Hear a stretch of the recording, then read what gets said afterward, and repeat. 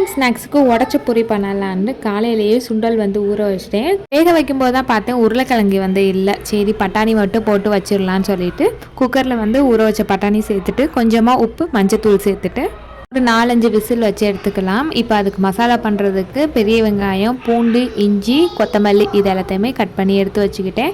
இப்போ மிக்ஸி ஜாரில் வெங்காயம், தக்காளி, இஞ்சி, பூண்டு, கொத்தமல்லி சேர்த்துட்டு நெய்ஸாக அரைச்சி எடுத்துக்கலாம்.